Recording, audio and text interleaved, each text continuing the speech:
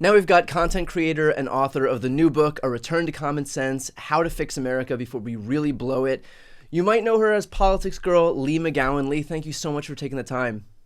Brian, thank you for taking the time. So I want to dive into the book, but first let's touch on the debate. Do you think there should be another debate? Because on one hand, Kamala could do it again, and that would be amazing, and it would be doubly as devastating for Donald Trump. But on the other hand, usually when you're on top, you have the most to lose. So where do you stand on this? I stand the same way Tim Walz stands, where he said if she could debate him every day, I would encourage that. Yeah.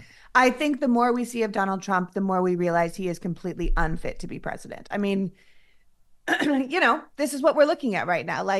You look around at what he said on that debate. It's not just about the dogs and the cats. It's not just about, giving people transgender surgery in prison. It's not just the ludicrous things he says. It's the lack of knowledge about how the government works in general. I mean, the things you're hearing from the Republicans these days, one of their big things is if Kamala Harris has all these great plans to do things, why hasn't she done them? She's already there, right? Trump said that at the debate. He also said she should leave the debate stage and march down to the White House and sign a bill to close the border immediately. And these are comments of someone who doesn't know how our government works, right? And that is scary for someone running for president. And not just running for president again, right? Like he's already done the job and he doesn't know how it works. And I just think it's really important that people recognize that level of ignorance when they hear it, because if we don't recognize it, it just becomes so easy to take advantage of us. And I've never believed that people should feel bad about not understanding how politics works, because that's by design, right? We've been told our whole lives not to talk about politics. And now we're like, I don't understand how everything went so wrong, right? Like, what are we doing here? But we don't understand when he says something like, leave this debate stage, and if you're already vice president, you can fix it. That's not how our government works.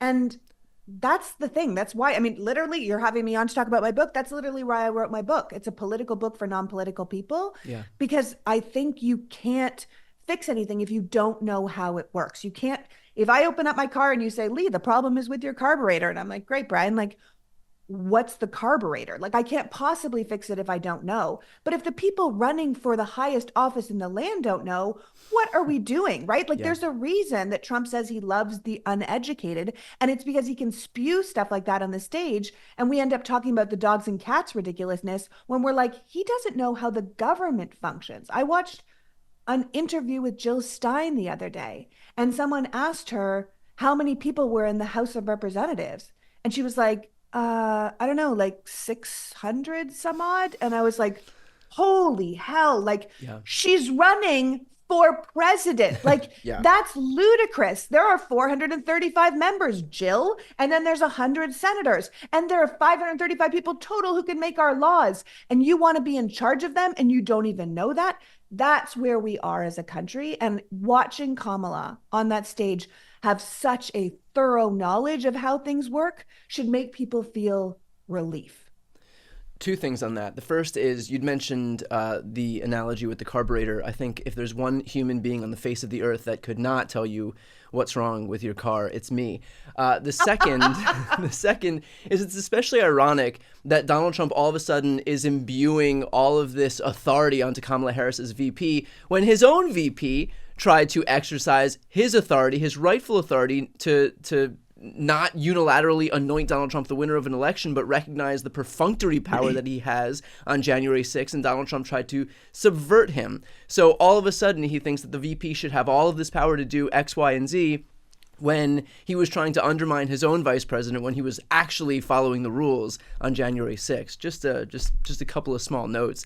Well, a couple of small notes. Brian, honest to God, this is the same man who said the VP choice doesn't matter, that he never talks to JD Vance. And he, like, you're voting for me. Who cares about the VP? Then he's talking to the VP and he's like, why aren't you unilaterally fixing the border? I'm like, do you have any idea what the VP does? The man doesn't know how the government works. He just wants to be king baby. And we can't have that.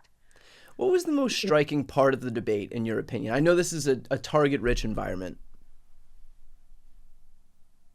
I think the most striking thing for me was how much he needed that bill not to be passed through Congress. You know, that immigration bill that they had that was going to fix the border, that was going to put more agents there, that was going to close the border if a certain amount of people were coming through a day, that did all the things they were asking to do, that was a bipartisan bill that had been really negotiated by Republicans and Democrats, and not like soft Republicans, like hardcore Republicans. Like, this was a hell of a bill. And Donald Trump literally stopped it. A man from Florida called, the speaker and said, "Don't you dare pass that bill." And I think that's what struck me most about the debate, because it didn't matter what they were talking about. He kept reverting back to, they're coming through the border, they're going to murder you, they're taking buildings, they're eating cats and dogs, they are the worst, evilest, grossest people in the whole world. And he needed that border bill not to be passed so he could do that debate, honest to God. Because if you think about what he would have had to say if the border wasn't, quote unquote, broken, it would have been nothing. Right. Zip. Right. Nothing. And her calm in the face of his flailing was such a picture of a contrast between not just we're looking to the future, we want to make things better, but temperament, ability to lead, ability to stay calm. I mean, if she can roll him on a rally size, what's Putin going to do to him in an international meeting, right? Like, it's just so obvious to me. And I think that it's also it just highlighted how completely unprepared he is. I think that the final thing would be that she beat him in the thing he's best at, which is television. And if he no longer has television, he has nothing. Yeah. Yeah. I think it also shows the contempt that he has for his own audience, that he would come out in advance of that bill passing, broadcast how he wanted that bill to be killed, and then we all know why it was, so that he can use it as a campaign issue, and then he goes ahead to do exactly that. Like, the oozing disdain he has for the people who support him, that he can broadcast why he's doing something, the nefarious intent that he has to do something, and then go ahead and do it with no delay, goes to show that he cares so little about these people. He has so little respect for these people that he would do that. And I think that's the saddest part of all of this, really, especially as far as these Trump supporters are concerned. But, he makes a fool of himself on that stage. Right now, we're watching as the entire right-wing media ecosystem then, in response to that, has banded together to claim that Kamala got the questions in advance from ABC, claiming that, in fact, yes, immigrants are eating animals. I was on Piers Morgan's show with Michael Knowles, and he tried to make that argument, which was just, more power to him. If that's what you want to predicate this campaign on, go for it. Claiming that Kamala Harris wore an earpiece. And of course, all of this is ridiculous, but there is some advantage for Republicans in the way that right-wing media is able to coordinate and band together while manipulating their audience. Do you think that they're going to be successful in trying to, in any way, rewrite the narrative of what happened in this debate here? Yes, I think that they're always successful in rewriting the narrative because they have an echo chamber, and because the people that follow them only listen to that echo chamber. Do I think they're going to be successful at reaching out to undecided voters, to people who haven't registered to vote and might be inspired to vote in this election, to new voters? No, absolutely not. I think they will be successful in rewriting the narrative, because I've seen tons of people online talking about her earpiece, talking about the fact that the ABC moderator is a sorority sister of Kamala Harris, even though they went to, different colleges in different states, 14 years apart. You know what I mean? Like, it's obscene, but it's a constant. He couldn't have lost. He couldn't have lost because of an X, Y, and Z, right? He didn't lose the election. It was rigged. He didn't lose this. It was stolen. He didn't lose the debate. We watched him. Even if you entertain the idea that she had all the questions ahead of time, as if you couldn't guess that the questions were going to be about immigration, the border, abortion. A quick aside on that. It's politics. What do you think the questions are going to be about? Thermodynamics? It's going to be about abortion and the economy and international affairs. Exactly. Even if you say, oh, she had no idea what the questions were going to be, even though they were quite obvious questions. She got the questions ahead of time. She was using her earpiece, whatever. Even if you believe every single one of those, that did not stop him from doing what he did. That didn't Right. stop him from saying the things he said. That didn't stop him from waxing poetical about an authoritarian leader in Hungary. That didn't stop him from refusing to say that he would help Ukraine. That didn't stop, like, all of that was still on Trump. Yeah. Yeah. Perfectly put. You know, we're all in this because we understand that the right has owned alternative media for a long time. What does it look like when the left has taken the edge? Like, what would you consider winning looking like for us in the progressive media ecosystem? Listen, I think progressive media should, honestly, they should do what the right has done. They support their right-wing, independent, social media voices far more. The reason we know who Ben Shapiro is and Charlie Kirk and Candace Owens and all of these people is because the right wing has invested in them. Well, And they've laid hands on them. They've validated and legitimized them. yeah, and amplified them. You know what I mean? Whereas I think that, you've been very successful doing what you do. The Midas Touch guys have been very successful. I've been, moderately successful doing what I do. But I think that is, within our own spheres. There's no people on high who have amplified us. And I think the left would be smart to amplify the people that are giving the truth, because we could create a far louder, not echo chamber, but ecosystem in which to get the truth and facts out in a world where the media itself, you talk about this in your book, Shameless, where the media itself has become an amplification for the both sidesism. And the media itself has become one of the reasons the Republicans can spew lies and they get time on air, on regular media. So I think that we could spend more time amplifying the truth and the facts, even if that's coming from YouTube. Right. Okay, so let's go over to your book. Donald Trump, J.D. Vance, and all of their anti-democratic cronies, they often talk about how we should have explored alternate slates of electors. They talked about it in the 2020 election. They speak openly about their plan to use alternate slates of electors to guarantee a Trump victory, regardless of the votes that are tallied. In your book, you talk about how the Electoral College unfairly benefits Republicans. Abolishing the Electoral College seems borderline impossible under the current rules. So what other solutions can we turn to? Listen, I think the thing is with my book is that I wanted people to start from scratch. I wanted us to start on the same page, starting with an acknowledgement of how our government works in the first place. The Electoral College is just part of that. There are a series of things in our government that were created at the time that the founders put it together that were, done some ways with good intent and some ways to keep the status quo and keep people pleased so we could get the country united to move forward. And I think we're at the point now where our country is so big with 330 million people that we need to start reevaluating the foundations on which we built our government, the Electoral College being one of them. But that's only one aspect that needs to be adjusted. And there are many things that can be adjusted, which is why I kind of laid them out in a casual conversational way in the book. So it doesn't feel like some sort of bang you over the head civics lesson, but you go, oh, I see. Like it is weird that we only have, like I was talking about Jill Stein, 435 members of Congress, because that number was locked before the 1920 census, right? So we have had the same number of congressional members of Congress in the House since 1920, right? Before we had 100 million people in this country, we locked the amount of people that were going to represent us. And now we are here at 330 million people, and you're like, huh.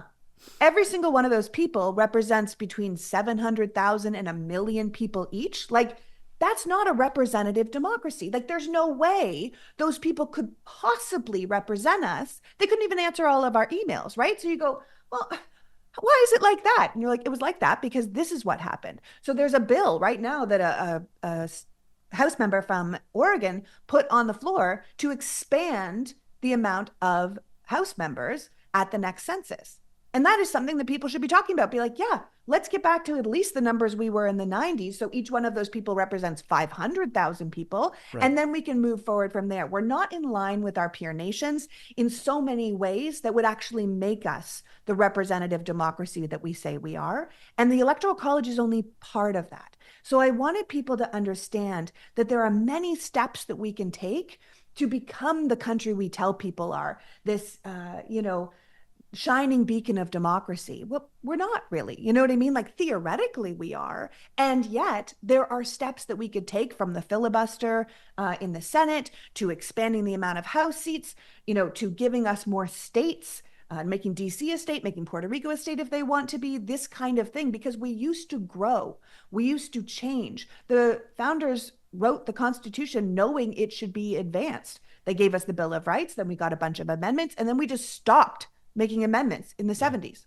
We were like, yeah, we're done. It's good. It's good. So the people who wrote the Constitution, they didn't know airplanes were going to exist. They certainly didn't know AI was going to exist. And yet we have stopped evolving when we have a Constitution that was meant to evolve. Right. So there are lots of things as a nation that we could do to make this the country we tell people we are, and we stopped doing them. And I wanted people to A, know what those things were, and B, start asking for them. Well, I think you had alluded to this just previously, but I think one of, if not the biggest impediment to that is the filibuster. Like, a huge barrier to a functioning democracy is the fact that we have the filibuster in place, as you pointed out again in your book. What are some real approaches to invoking this, they call it the nuclear option, to eliminate it? And how realistic do you think the prospect of that is in the short term? I think it's incredibly realistic, honestly, Brian. I think if we, the filibuster is, just so if people don't know, the filibuster is an archaic old rule. It's not in the Constitution. It's not there that the founding fathers decided that if, senators didn't like a bill, they could just talk a bill to death until you couldn't take a vote on it. That's not written down anywhere. It's what senators discovered organically over time, that they were like, if we hold up the show and we can't actually take a vote, we can kill a bill. Yeah. And it used to be kind of Mr. Smith Goes to Washington type things, where, you'd get on the floor of the Senate and you'd talk about something and you'd change hearts and minds, and you'd talk and talk and talk until people would say, oh boy, let's change our minds. And the senator would be speaking for the people of their state or the people of their party or the people of the country. It's not like that anymore. Cut to, really? It's like Ted Cruz reading Green Eggs and Ham. Even worse, they send a flippin' email, because what you need is 60 votes in the Senate. Right now, the Democrats, for a while anyway, had 50 plus the VP. So 50 plus 1. That is a simple majority. That is how the Senate was supposed to work. And then all of a sudden, we have this thing called the filibuster, where you have to get 60 votes, which means that you need 10 votes from the minority party. And guess what the minority party is never going to give you? 10 votes, not because they don't want the bill, not because they think the bill's a terrible idea. They could think, oh, geez, everyone in my state of Texas actually could use a higher minimum wage, but I'm not giving the flippin' Democrats a win. So you just don't give them the 10 votes. And all they have to do now is send an email. Hey, we plan to filibuster your bill. So unless you can get 10 votes, which you can't, the bill's dead. That's why when Mitch McConnell was head of the Senate, he said, I'm the Grim Reaper. My desk is where bills go to die, because literally, unless you can get 60 votes, you're dead. It's dead. That's not a democracy. That's not representing the people. They're not representing the people from their state. It's not how it works. So they got rid of the filibuster during the Obama years to try and pass judges, because we couldn't get anything done because the Republicans were holding up the show. Then when the Republicans were back in charge, they got rid of the filibuster for Supreme Court justices, which is how we stacked the court with these right-wing lunatics. And now I think that if the Democrats get the House and hold the Senate and get the presidency, they need to be brave and get rid of the filibuster for things like voting rights, for getting rid of gerrymandering, for protecting the women's rights. These aren't These radical, are not extreme radical ideas. These are things that will make our government more fair, getting dark money out of politics, this kind of thing. I think they have to be brave, because the thing is that if you get rid of the filibuster, which is a protection from some of the worst things, if you think if we didn't have the filibuster and the Republicans were in charge of the House and the Senate and the presidency, they could pass insane things. And because they're already passing insane things, though. Yes, but it's a holdup. It's a stopgap, and I think they need to be brave enough to say, you know what, let us be answerable to our people again. Let us say, hey, we voted for this, and if you don't like it, you can replace us at the ballot box. Yeah. We voted for this, and if you don't like it, you can replace us. That's how it was supposed to work. But right now, the way the system's set up, with billionaires buying politicians, with gerrymandering, with dark money just flowing through everything, the people's voices have been completely silenced. And we could fix that literally in the first 100 days if we pass the John Lewis Voter Rights Act and the For the People Act. But to do that, we're going to have to remove the filibuster. And we can remove the filibuster with a simple majority vote because it's just a Senate rule. And a Senate rule can be changed like this. Let's finish off with this. There is a quote in the final chapter of the book that stood out to me. That quote is, "There's a reason democracies don't last long. Somebody always wants more power and will abandon democracy to attain it." Now, a lot of people out there are tired of hearing the same thing over and over, this idea that democracy is on the line, that this is the most important election of our lifetimes, that kind of rhetoric, and they're even turned off by it. So how do you overcome the apathy, the exhaustion, the repetition of this stuff to convey the gravity of the threat that we're facing right now? It's a tough question because it is exhausting to be constantly told something is the most important. You're like, how can it always be the most important? And I think it's because the stakes keep rising, right? Like it was the most important because of the dysfunction in government. Then it was the most important because Donald Trump was completely unfit to be president, and yet we let it happen. Now it's the most important because democracy itself is on the line. Donald Trump told us as much at the debate. He's like, world leaders don't like me. Viktor Orban likes me. Putin thinks I'm doing a good job. Xi Jinping thinks I'm doing well. You know, the people of Venezuela. And you're like, oh my God, like, are you not hearing that he is on the track to authoritarianism? He's not only told us he wants to be a dictator on day one, he's not only surrounded by the Project 2025 people who are far smarter than him and have written all his policy and want to consolidate the government around one man. They're telling us exactly what they're going to do, and that is to abandon the Constitution, abandon democracy, and literally never let us vote again. Or if we vote, we'll vote like Russia, right? Where we have an election, but like we know who's going to win. Yeah. And that cannot be our future. We can see 2 years ago, women's rights were stripped away from them. We can see that this year, the Supreme Court made bribery legal, provided you give money after the fact. And they said that the president is above the law. He is essentially a king in America. These are untenable things if we allow that group of people power again. It has nothing to do with being a Democrat or a Republican. It has to do with being an American, being a patriot, and saying, I believe in the American experiment. And I can see here that we have put too much of this into this beaker. Like, I'm watching this experiment. This whole thing is going to overflow and it's going to die. I must pull back. We must pull back. We have to keep democracy's head above water. And then we can start reevaluating how we got here in the first place. I think you and I have always believed that. I think that honestly, we've been on the same page for a long time. You can tell with both of our recent books. It's this feeling that something really important is on the line. I don't believe Trump is inevitable. You've never believed Trump is inevitable. It's this, we both believe that we continue to work for our country's better angels, and that this is not a moment where we're all going to suddenly become, Marxist socialists, right?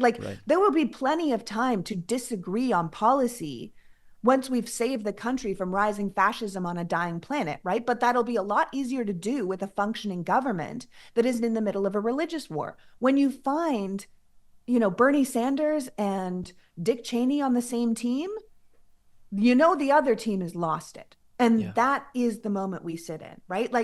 I really believe America can make it if we choose to fight in this moment, if we inspire our friends and family to want to fight, if we understand enough that we can explain why we need to fight, right? It's why I wrote the book. It's so we could talk about this stuff in a way we could get our heads around, in a way that the powers that be don't want us talking, because knowledge ultimately is power.